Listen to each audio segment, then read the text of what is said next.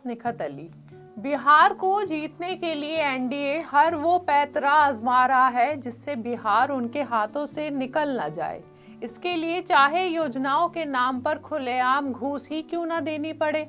लेकिन आज यहाँ सवाल उस चुनाव आयोग से है जो बिहार में निष्पक्ष चुनाव करवाने का मजाक कर रहा है। बिहार में 5 दिनों में पहले फेज की वोटिंग है और योजनाओं के नाम पर जो हो रहा है उससे बिहार में लगे आचार संहिता का मानो आचार ही बन गया है। दोस्तों, बिहार में 6 अक्टूबर से आचार संहिता लागू है। बावजूद इसके एनडीए जेडीयू सरकार की मुख्यमंत्री महिला रोजगार योजना के तहत खुलेआम बिहार की महिलाओं को 10-10 हजार उनके अकाउंट में पहुंचाए जा रहे हैं और चुनाव आयोग खामोश है। आगे की बात करूं उससे पहले आप चुनाव आयोग के chief election officer Gyanesh Kumar की एक छोटी सी बात सुनिए, जहां वो कहते हैं चुनाव आयोग के लिए ना कोई पक्ष है ना विपक्ष, सब बराबर है। एक बार सुन लीजिए। चुनाव आयोग उन्हीं राजनीतिक दलों में भेदभाव कैसे कर सकता है? चुनाव आयोग के लिए न तो कोई विपक्ष है न तो कोई पक्ष है, सब समकक्ष हैं। अब सवाल यही है कि चुनाव आयोग के लिए अगर सारी पार्टी बराबर है तो नीतीश सरकार का चुनाव से 5 दिन पहले तक महिलाओं को पैसे बांटना राजनीतिक फायदे में नहीं आता? क्या ये वोटर्स को पैसे के जरिए अपनी तरफ खींचने की कोशिश नहीं है? क्योंकि एक बार आचार संहिता लागू हो जाए तो राजनीतिक पार्टियों को किसी भी तरह का लाभ बांटना कानूनन गलत होता है। बावजूद इसके 31 अक्टूबर को, फिर से सुनिए, 31 अक्टूबर को शुक्रवार को ही नीतीश सरकार ने महिला रोजगार योजना के नाम पर 10 लाख महिलाओं के खातों में 10-10 हजार पहुंचाए हैं। वो भी तब जब पहले फेज की वोटिंग 6 नवंबर को है और इसी योजना के तहत बिहार की महिलाओं को 10 हजार की अगली किश्त चुनाव के दूसरे फेज जो कि 11 नवंबर को है उससे महज 4 दिन पहले 7 नवंबर को पहुंचाई जाएगी। दोस्तों, 26 सितंबर को नीतीश सरकार ने मुख्यमंत्री रोजगार योजना की शुरुआत की थी जिसमें 1,40,00,000 जीविका दीदियों को 10-10 हजार उनके अकाउंट में भेजने का वादा किया गया था। बिहार की 65 लाख महिलाओं को पहली किश्त तो पीएम मोदी की मौजूदगी में ही 26 सितंबर को पहुंचा दी गई थी। उसके बाद 6 अक्टूबर को आचार संहिता लागू किया गया बिहार में और आचार संहिता लागू होने के बाद 17 और 24 अक्टूबर को भी बिहार की जीविका दीदियों के खाते में 10 हजार पहुँचाए गए और अब तीसरी बार जैसा कि हमने आपको बताया 31 अक्टूबर को यानी शुक्रवार को और चौथी बार 7 नवंबर को भेजा जाएगा। अब ऐसे में चुनाव आयोग की नीतियों पर सवाल उठने लाजिम है कि एक पार्टी कैसे चुनाव के 5 दिन पहले और चुनाव चलने के दौरान भी आर्थिक मदद करके राजनीतिक लाभ उठा सकती है। दोस्तों, अगर आपको खबर नहीं है तो आपको बता दूं, बिहार की महिलाओं को चुनाव में जीत की चाबी भी कहा जाता है। ऐसे में महिला मतदाताओं के खाते में पैसे पहुंचाना नीतीश सरकार का एक राजनीतिक दांव ही समझिए। जिन महिलाओं को 10 हजार पहुंचाए जा रहे हैं उन्हें ये तक समझा दिया गया है कि ये पैसे कोई कर्ज नहीं है और ना इसे वापस लौटाना है। ऐसे में महिलाओं का नीतीश सरकार की तरफ एक झुकाव दिख रहा है और ये झुकाव नीतीश सरकार को कैसे फायदा पहुंचा सकता है वो समझिए। पिछले कई चुनावों में खास तौर पर 2010, 15 और 20 में महिलाओं की भागीदारी पुरुषों से ज्यादा रही है। आंकड़ों की अगर बात करें तो 2010 बिहार विधानसभा चुनाव में महिलाओं का मतदान प्रतिशत 55.5% रहा है, वहीं पुरुषों का मतदान फीसद 52.5% रहा है। 2015 की बात करें तो महिलाओं का मतदान 60.5% रहा है और पुरुषों का 53%।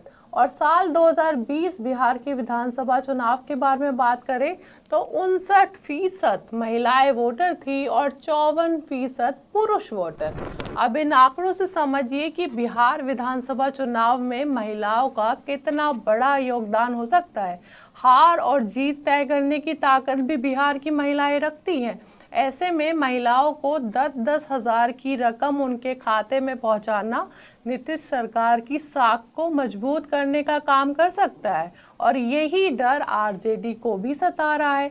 इसलिए आरजेडी पार्टी के नेता मनोज कुमार झा ने चुनाव आयोग को एक पत्र लिखा जिसमें उन्होंने एनडीए जेडीयू सरकार की ओर से चुनाव के दौरान लगे आचार संहिता का उल्लंघन करने का आरोप लगाया है। मनोज झा ने इस पत्र में लिखा, आचार संहिता लागू होने के बाद भी सरकार ने इस योजना के तहत महिलाओं के खातों में पैसे ट्रांसफर किए हैं जो सीधे तौर पर चुनावी लाभ हासिल करने की कोशिश है। आरजेडी ने चुनाव आयोग से ये भी कहा 6 अक्टूबर को आचार संहिता लागू होने के बाद भी 17, 24 और 31 अक्टूबर को महिलाओं को 10,000 की किश्त दी गई है और अब आखिरी किश्त 7 नवंबर को ट्रांसफर की जाएगी जो कि दूसरे चरण की वोटिंग से महज 4 दिन पहले की है। आरजेडी नेता मनोज झा कहते हैं कि ये लोकतंत्र के लिए खतरा है और एनडीए सरकार का ये कदम वोटरों को प्रभावित करने की एक कोशिश है और इससे चुनाव की निष्पक्षता पर भी सवाल खड़े होते हैं। एक बार उन्हें भी सुन लीजिए। आयोग रेफरी होता है और हम चुनाव के मध्य जब मॉडल कोड ऑफ कंडक्ट है तो हम किसके पास शिकायत लेके जाएंगे। 6 अक्टूबर को संभवतः MCC model code of conduct लागू हुआ, उसके बाद जो भी डिसबर्समेंट है इस योजना के तहत वो इन प्रिंसिपल वायलेटिव है और पहले की अगर अपने पूर्ववर्तियों के इंटरवेंशन को देखें तो माननीय चुनाव आयोग को भी ये स्पष्ट होगा और उस आधार पर हमने पत्र लिख करके उनसे सकारात्मक पहलकदमी की उम्मीद जताई है और देखें क्या निर्णय होता है। अब सवाल यही है कि चुनाव आयोग जो निष्पक्ष चुनाव करवाने के दावे करता है वो बिहार में लागू आचार संहिता के बन रहे आचार पर क्या करेगा। सत्ता में बैठी एक पार्टी खुलेआम चुनाव के वक्त आर्थिक फायदा देकर वोटों को प्रभावित करने की कोशिश कर रही है। यहाँ तक कि चुनाव से 3 दिन पहले तक पैसों को बांटा जाएगा। ऐसे में चुनाव आयोग इस पर पाबंदी लगाएगा। क्या ऐसे ही योजना के नाम पर पैसे पहुंचाकर वोट अपनी तरफ करने का ये खेल चलता रहेगा और आखिर में कह दिया जाएगा कि हमने निष्पक्ष चुनाव करवाया और सारा इंतजाम अच्छा था। बहरहाल जाते जाते आपको ये भी बता दें, बिहार चुनाव में महिलाओं की अहमियत इतनी है कि एनडीए 10,000 की इस योजना को अपनी जीत की सबसे बड़ी गारंटी मानकर चल रहा है। वहीं आरजेडी के तेजस्वी यादव जो बिहार में मुख्यमंत्री का चेहरा भी हैं, उन्होंने भी बिहार की जीविका दीदियों को हर महीने 2500 रुपए देने की बात कही है। ये एक ऐतिहासिक पल है, जो एक ऐतिहासिक घोषणा हम करने जा रहे हैं। ये हमारा प्रण है और जो कह रहे हैं वो ज़रूर ये होगा और कर करके हम लोग दिखाने का काम करेंगे। उन सभी जीविका दीदियों की बात को सुन करके हम लोगों ने राय मशवरा करके, अध्ययन करके, साइंटिफिक तौर पर हम लोगों ने निर्णय लिया है कि जीविका समूह की दीदियों को अन्य सरकारी कार्यों के निष्पादन के लिए प्रति माह 2000 भत्ता जो है वो भी दिया जाएगा। अब देखना यही है कि 10,000 का दाव जीतेगा क्या हर महीने 2500 रुपए मिलने की घोषणा। चलिए आज के लिए इतना ही। बिहार चुनाव में आचार संहिता के उल्लंघन पर आप क्या सोचते हैं, अपनी राय हमें कमेंट बॉक्स में बताइए और हमारे चैनल आर्टिकल 19 इंडिया को सब्सक्राइब कीजिए और बेल आइकॉन को प्रेस कीजिए ताकि हमसे आने वाली हर खबर आपके पास फौरन पहुंचे। चलिए अब इजाज़त दीजिए। बहुत बहुत